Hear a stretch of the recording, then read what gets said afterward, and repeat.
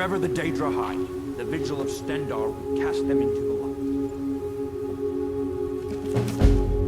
light. Cassette, I've received your letter about the sudden disappearance of our patrols in the Pale. The news is troubling for sure.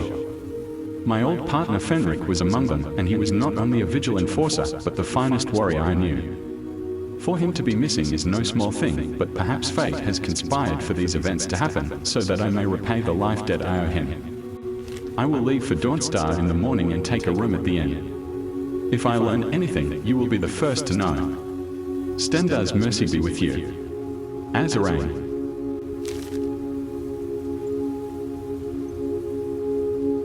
Wherever the Daedra hide, the Vigil of Stendarr will cast them into the light.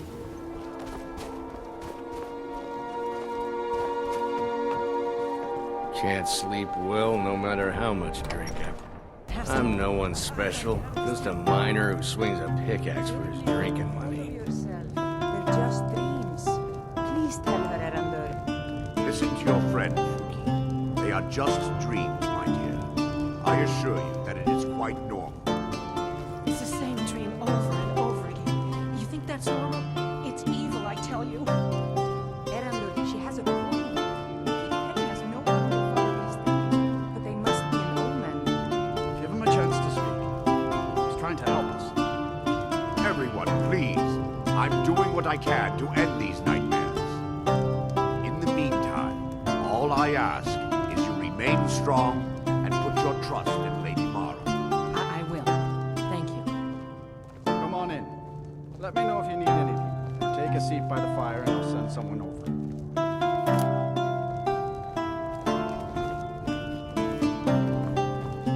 Frost took my husband years ago. He was a good man.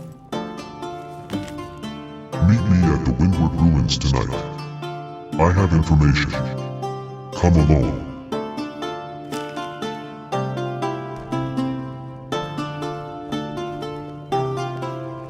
Hope nobody misses that. What troubles you, my son? I'm just one of the miners. I don't want any trouble.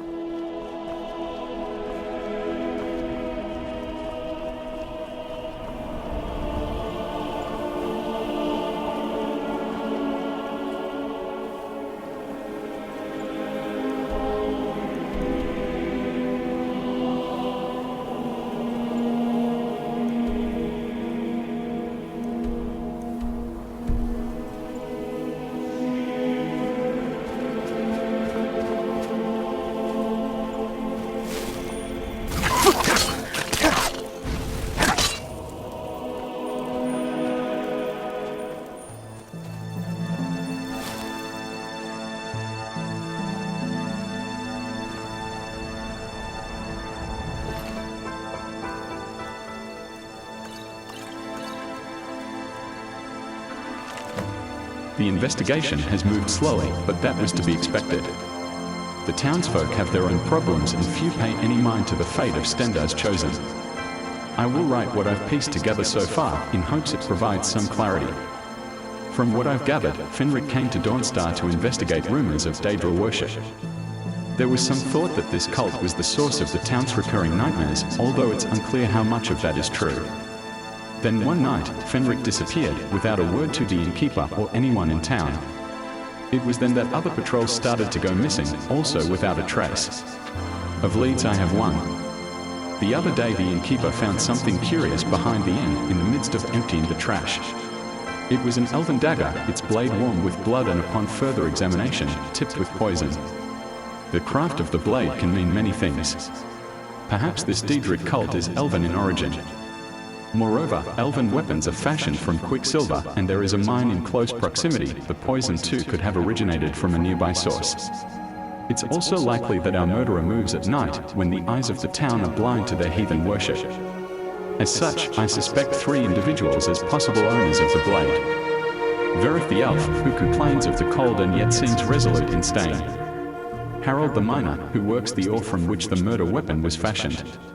Lastly, Irene the Traveler, who seems to know more about alchemy than the proprietors of the pestle.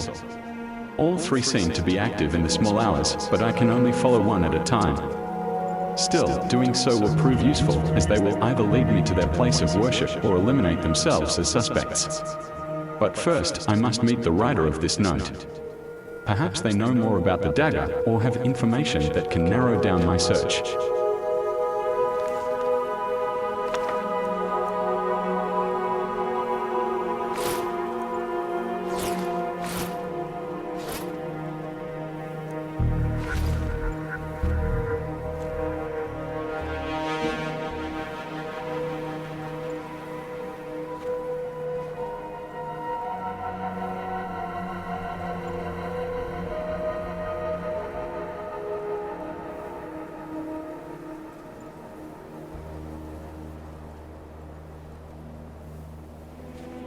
Yes?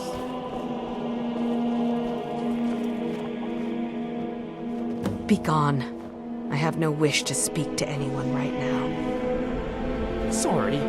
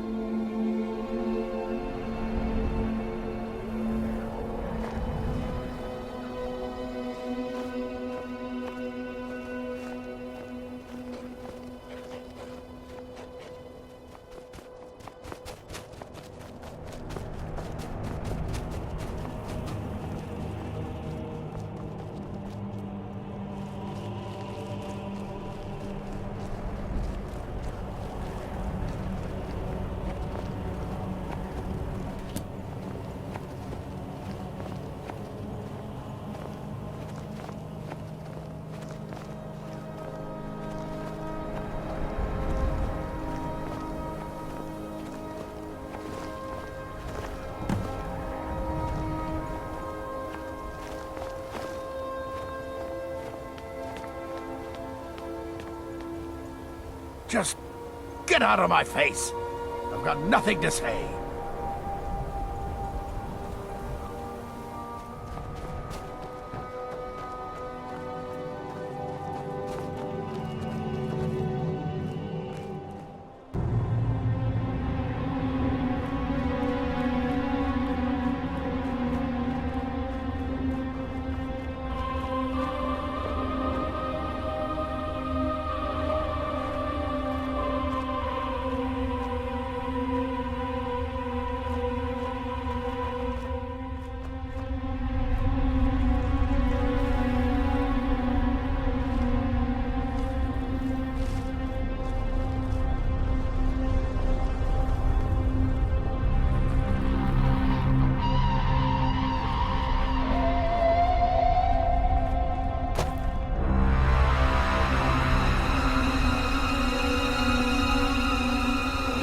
Time to end this little game.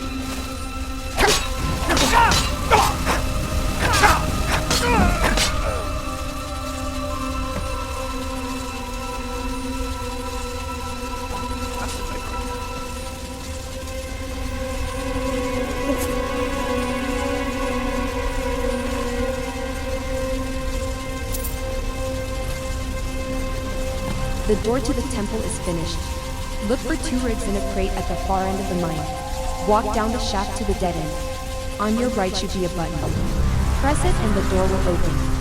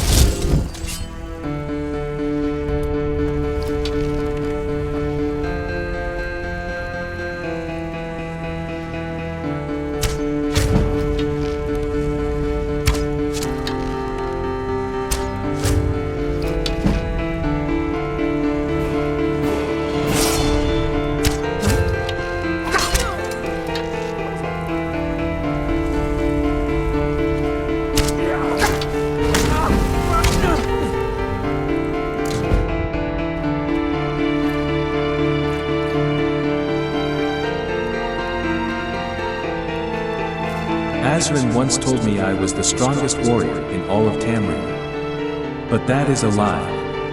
A strong man would have ended his life long ago. He would have delivered his Stendarr's justice upon Sol. I am weak man, and so, I live. The Vigil teaches us that vampires are an abomination, to be destroyed without mercy. But in my cowardice I began to entertain the blasphemous, that vampirism had a cure. Never has the subject been broached by the keepers. After all, the very idea that these creatures were capable of salvation would threaten the principles of the order. So to learn more, I sought the aid of the very monster I have sworn to oppose. Molag Bal's price was steep. I was to gather thralls and build an altar deep in the mines of Dawnstar, for purposes that would only become clearer as the nights went on. To that shrine I was to sacrifice the lives of 9 of my brothers and sisters, 1 for each divine. At times my resolve has wavered, but the prince has offered proof in the form of Erythrite.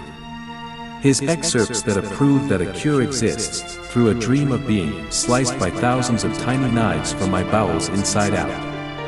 As the town speaks of nightmares and the presence of Vermina, I now see why Dawnstar was chosen for this unholy vigil. With only 3 sacrifices left, the ritual is almost complete. No doubt Azrin will see this as treachery, which is why I cannot bring myself to sacrifice it. But with every vigil that dies at our hand, it only calcifies my resolve. The weakness of my mind does not betray the strength of my will. For all my cowardice, I am worth the souls of a dozen men. If I rejoin the vigil, more lives will be saved in the end. Perhaps when the accounting is done, Stendarr will show me mercy.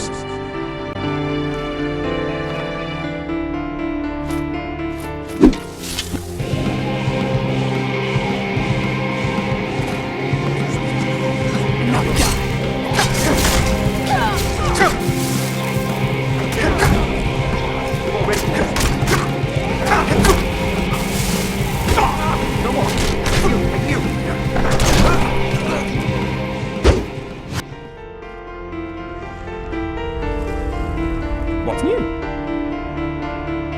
Go ahead, load me up. And away we go.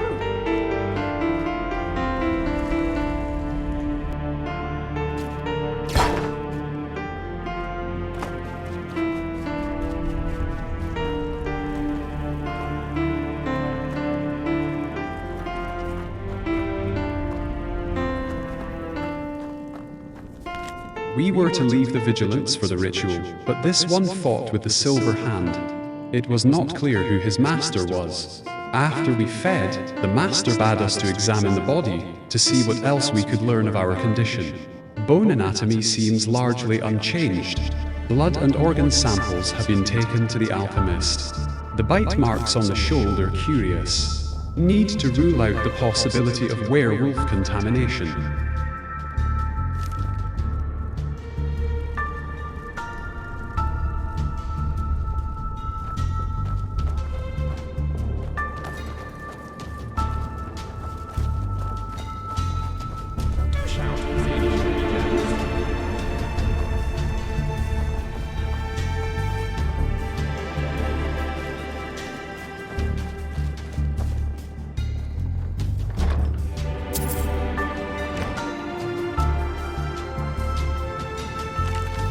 Private papers of Galurid Bari, buoyant armature. Outnumbered and isolated, I yielded to my foe. The creature dressed like a gentleman, and I hoped for honorable treatment. Instead, I found myself a feast for a blood-drinking monster. Shamed by my corruption, and despairing of my own welfare, I passively acquiesced in my gradual integration into the affairs of Clan Ordeal. I made no human my prey, only beasts, and kept myself apart from the other clankin. Nonetheless, I abandoned hope and lived like a beast.